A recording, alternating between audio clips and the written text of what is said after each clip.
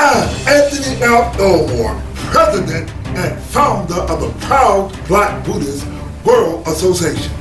We at the Proud Black Buddhist World Association are not only the Black Buddhist voice in America, we are the Black Buddhist voice in the world. And we have another one of our exciting Black Buddhist lectures for you today. Now please understand that we at the Proud Black Buddhist World Association present to you Black Buddhist lectures. We are like a black radio station. It means that we are cultural, not racial. So when we speak in the dialect of our black culture.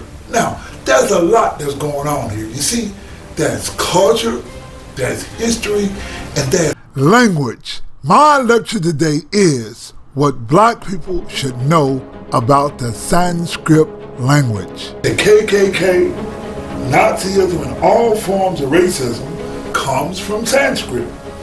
The basis of white racism comes from the white relationship to the Sanskrit language. White or European people had to come up with a way to show white superiority, and they did not want to be attached to the Semites or to black people. Now, the white answer to white supremacy was Sanskritization. See, all white people had to do is rewrite history and show white supremacy via linguistics. White people use the concept of Sanskrit to prove white superiority. You see, Sanskritization was a way to reproduce a new word of Sanskrit from existing words. In this way, the Brahmins created a new language by the method of Sanskritization. You see, this is what they did. You see, Sanskrit is not a new language per se. What they did, or what Panini, who is the father of Sanskrit, what he did was took the black language of Pali, or Sanskrit, and he took the words and he changed the meaning of the words to come with a Sanskrit definition. That's how they created Sanskrit. Now, do not take my word for it. White people call Sanskrit the mother of all languages.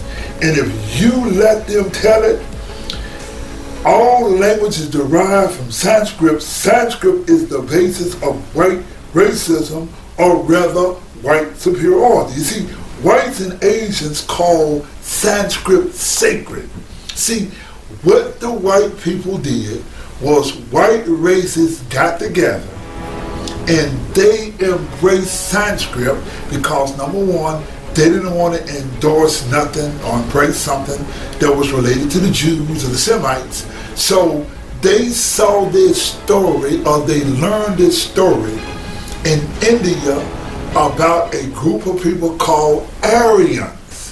And this false sense of Aryan, or this history of the Aryans, gave the white people a new meaning. So they came into India and they saw the system where white was at the top and black was at the bottom, and the Brahmins that was in control. See, it was the Brahmins that led the whites to know or to believe that there was a race that came from Europe that were called the Aryans. See, what they did was, it was the Sanskrit language that misled the white races, or how they used it. You see, it was Max Muller. Max Muller was born in Germany, but he lived in England, and he translated the Rig Veda.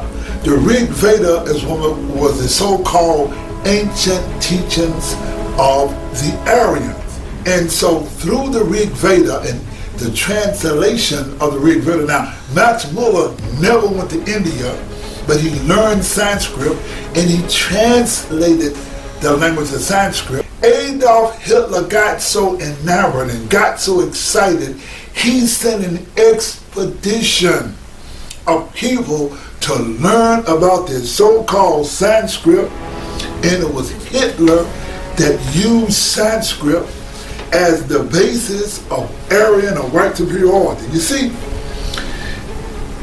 in Sanskrit, Sanskrit is the language of the culture of the Brahmins in India. Now, this is the time in history where the world reached a new epos, whereas this is the first time in the history of humankind that humans became separated by race, culture, and language. It is important that you have Black Buddhist teachers. They created what is called an Aryan, or people called Dravidians, to promote white racism. See, the racist white world brought into the concept, or they brought into the concept of Sanskritization. See, Sanskritization is not only the theory of white superiority based on the Aryan invasion theory. Sanskritization is the rewrite of history. In the 19th century, white people fell in love with Sanskrit and they romanticized on Sanskrit. In the words of the hood, white folk got a nut or an orgasm from Sanskrit. To this very day, white nationalists believe that there once existed ancient white people called Aryans. They are also called Indo-Aryans. This white lie came about because of a language called Sanskrit. The way the Japanese and our Asian teachers teach us Buddhism, it's associated in a way that's sinister, derogatory. It's a way that's evil. You see, they make white something pure and kind. And what the Japanese do, they use the Sanskrit language as if the Sanskrit language is something pure and great. In fact, there was a book I was going to get from Nichiren Shu called the Lotus Sutra. In the book, they call Sanskrit sacred. What is sacred about a racist language? Now, let us look at how white people and Asians write about black people in ancient India. It is always something degrading, sinister, evil. Let me excite you some examples. The Japanese sects, the SGI, Nichiren Shoshu, Nichiren Shu, and others teach that the word Namu is a Sanskrit word, and the words Myoho Renge Kyo are Chinese words. Now, please understand that the Buddha Shakyamuni, the Black Buddha Shakyamuni, first intoned Myoho Renge Kyo at the age of 72. And it was 1,000 years before somebody in China even heard the word, and another really 400 years before it got in Japan. So how could all of a sudden the words that the Buddha spoke that didn't even get to China, how could Myoho Renge Kyo ever be a Chinese word? The reason that they want to make it a Chinese word because they do not want to give attention and credit and credence to the black language and black people, so they make it Chinese. You see, let me explain. Let us look at the history of ancient India. See, in ancient Aryan writings, the word Hindu does not exist. Now, how is it that we find the claim that Hindu is the world's oldest religion? Now, let us look at archaeology, anthropology, genetic science, literary science, and linguistic science regarding this matter. Now, the first evidence of Sanskrit language is the Rudra Danam. This is only in the AD. Now, Most of the words in Sanskrit come from the black language of Sanskrit or Pali. We have archaeological, anthropological, genetic science, literary science, and linguistic science regarding Sanskrit. Yet we are taught that Sanskrit is the mother of all languages. How could Sanskrit be the mother of all languages when there is no archaeological, anthropological, genetic science, literary science, linguistic science of Sanskrit prior to the AD? See, Sanskrit was written and created by a Brahmin by the name of Panini. Now, Panini used Sanskrit, or he used the black language of Pali or Kharosthi, those languages that the black folks spoke, and he created the Sanskrit language. When you study Sanskrit, you will find that most of the Sanskrit words come from the language of the Ethiopian Ge'ez. This is a proven fact. But Sanskrit, ladies and gentlemen, is the way that racist, whites, Japanese, and ignorant black people use Sanskrit to colonize black people. How do you colonize a people? You colonize a people by removing their language, changing their language. When the white people brought slaves to America, it was a penalty of death to speak your language. They make you deaf and dumb because you cannot pass your language. You cannot pass your history, and they can teach you or colonize you. World racism began in India via the religion called Hinduism. Another word for Hinduism is to erase black history. How do you erase black history? You guessed it. You use the Sanskrit language. The basis of the Hindu religion is the caste system. Caste comes from the Sanskrit word varna. Varna means color. The Hindu religion is sanctified racism. India was separated by the colors. Whites at the top and blacks at the bottom. Now, let us go into science regarding the caste system of India. See, a recent genetic study of the caste system was done by Harvard University. It was Harvard University through genetic science revealed that the caste system is only 1900 years old. Now, if you go back 1900 years old and you look at the history of India, what you will find in India, ladies and gentlemen, you will find that 1900 years ago, India was conquered by a white Kushan king. Now, the Kushans were the white people who were generals of Alexander the Great some 400 years earlier, who had conquered Afghanistan. Now, the black Brahmins brought these white people into India to conquer the blacks, and they not only conquered the blacks, they and their ancestors, their lighter-skinned ancestors, set up in India what is called the caste system. It was in the 2nd century AD where the white king Kanishka and the Brahmin Ashvaghosha separated Buddhism based on race, culture, and language. What they did was look here at the Gandhara images. They made the Buddha look like Greek. They created the 32 features of the Buddha. They rewrote the history, and they changed the Buddha from not only from black to white. They came up with a racist caste system, ladies and gentlemen, and they changed all the language.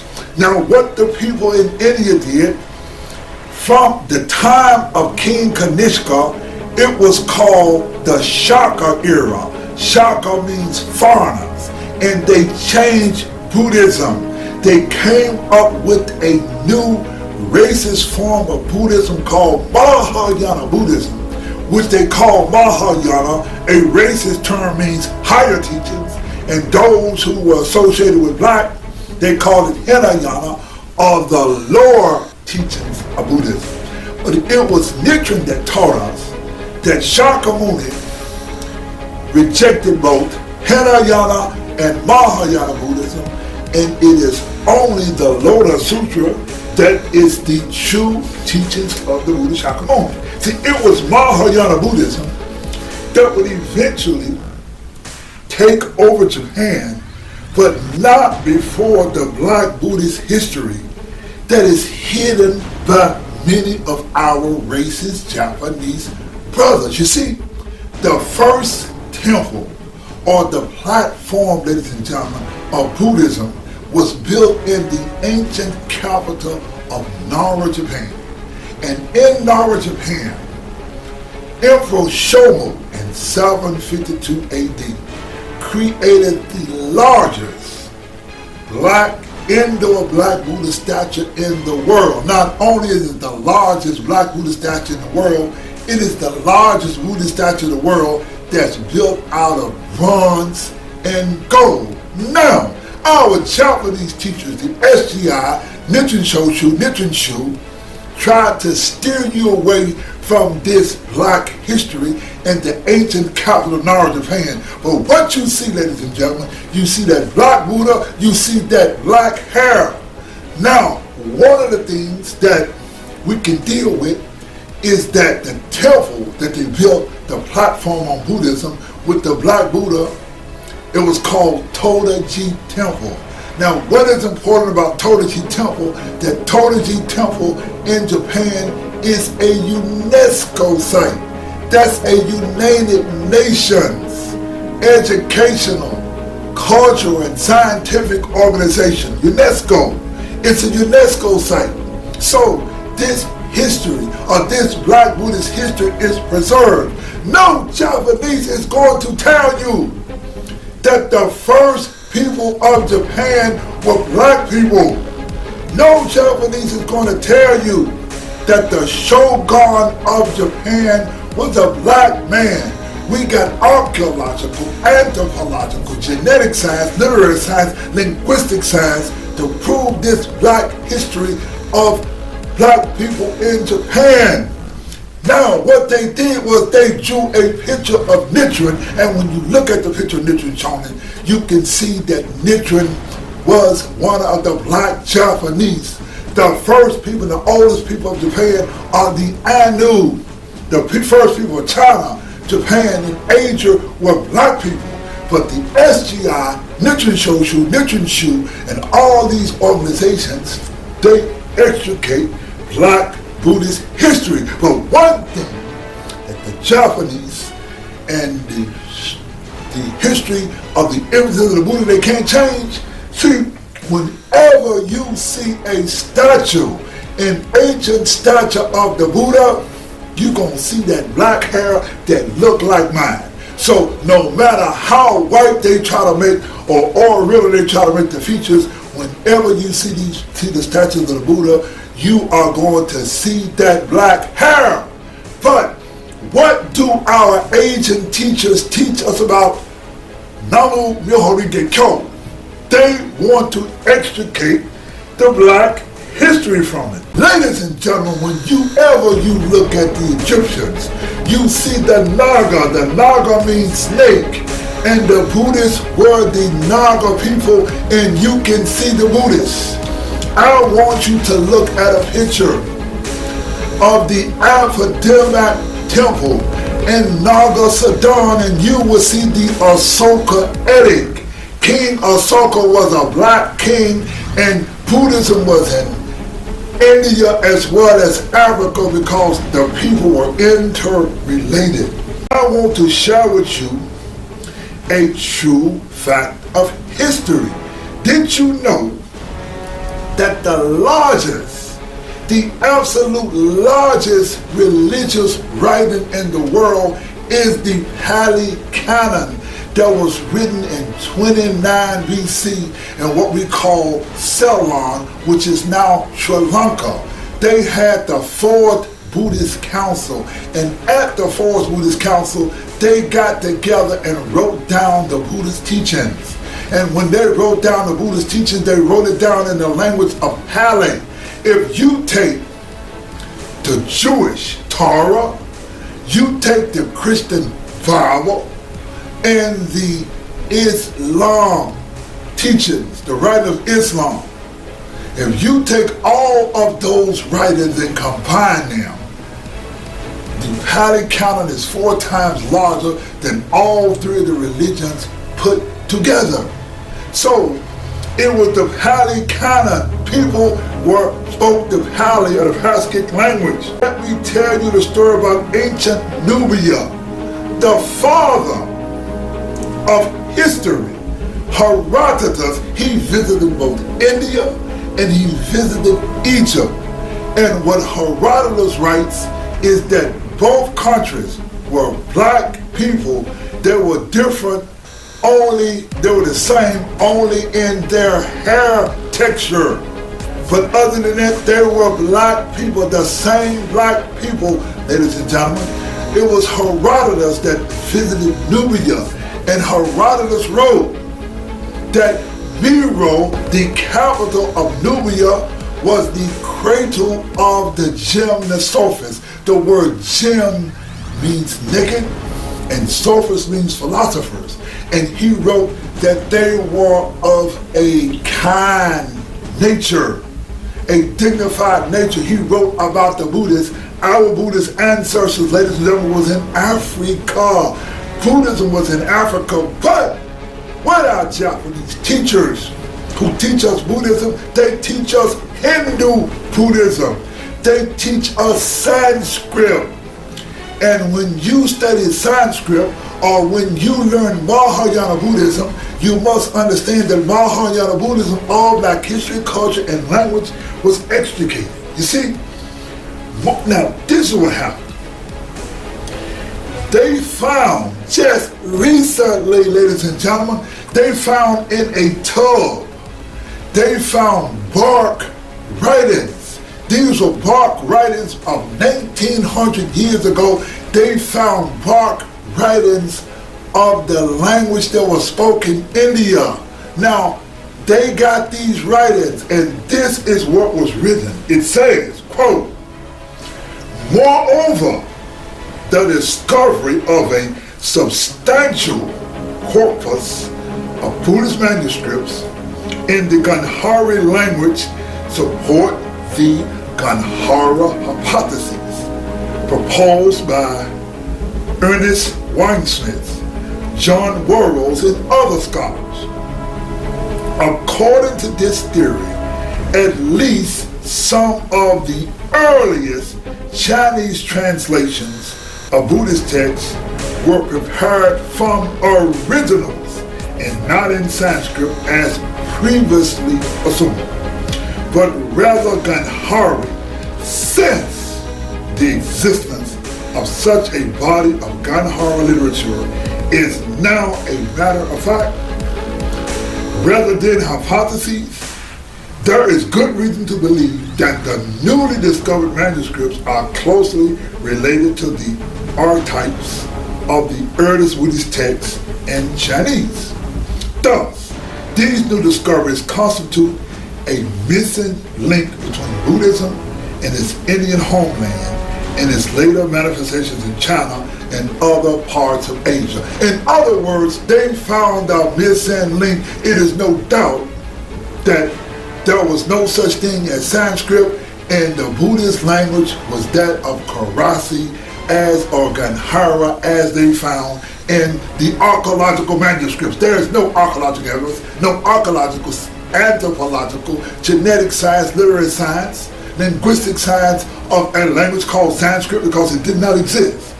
This is what black people must understand about Nichiren Buddhism taught by the Japanese Nichiren sects. Japanese, whites, Asians, and blacks taught by Asians all racially discriminatingly infuse Nichiren Buddhism with racist Sanskrit. They teach that the word Nam or Namo is a Sanskrit word. They associate Nam Myoho Renge Kyo as part Sanskrit. They racially teach that the Bija characters on the Gohansan are Siddham or Sanskrit characters. They teach that the word mandala, taught by Nichiren, is a Sanskrit word.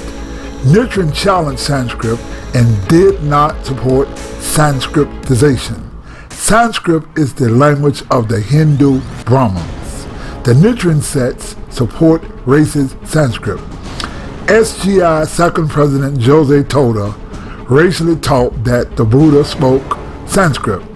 Via Sanskritization, all black history, culture, and language is extricated from Buddhism.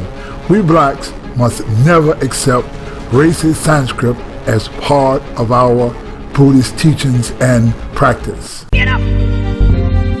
Get up! Get up! Them niggas call Sanskrit sacred. Get up! Call Sanskrit racist. Them niggas holding Sanskrit. They are on a racist trip. The Buddhist ceremony did not speak it. Tell them suckers they can keep it. Them niggas on a racist trip. Them niggas holding Sanskrit. Sanskrit is the language of the Aryan nation. They don't believe in integration. It's the rather to explain. Sanskrit is a racist language. They create the Aryan invasion theory. Without archaeological evidence or lyric. The Aryans named Max Muller helped to create the white Buddha. They created a Sanskrit forward called the Rig Veda that came so many years after Buddha later. The racists insist the Buddha spoke Sanskrit. At the time of the Buddha, the language did not exist. Rig Veda, say 1500 BC, in India, the Aryan was around. You must think I'm Boo-Boo the Clown. Those BC numbers don't make sense, especially when you got no scientific evidence. In India, that never was an Aryan invasion. They did not want to give the blacks credit for creating the Indus Valley civilization. They created a false language called Sanskrit. Nowhere in the Harvard culture did this language exist. There was no Aryan invasion of the Indus Valley civilization. Them suckers on a racist trip. That's why they promote Sanskrit. This wrong document called the Rig Veda cannot be the test of carbon data. In the age of the Buddha, the language that did not exist, the language the racists call Sanskrit. Nichiren Shoshu, SGI, and Daisaki Kana, they all promote fraud called the Rig Veda. All these Japanese are on a racist trip. They all promote racist Sanskrit.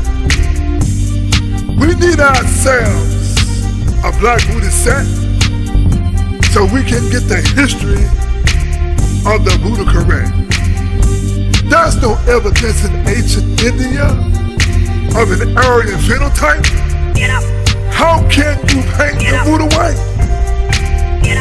The ancient India, there's no evidence that white exists.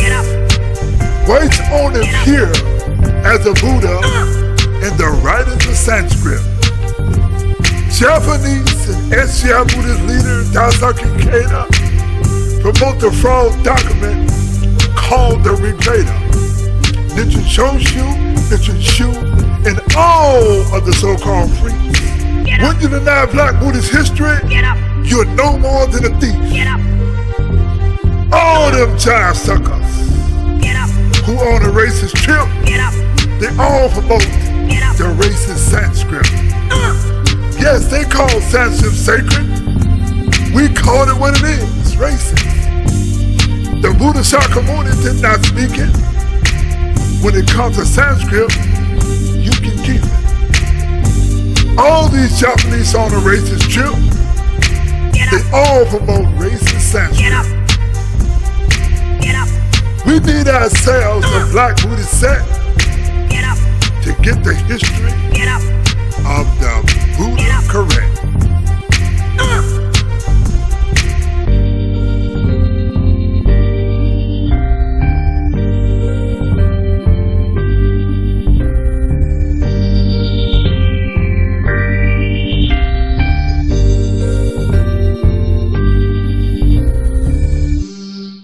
I've never heard of winter that then turned into spring. With the Lord's teachings you can attain in a dream. There's one thing that I want you to know.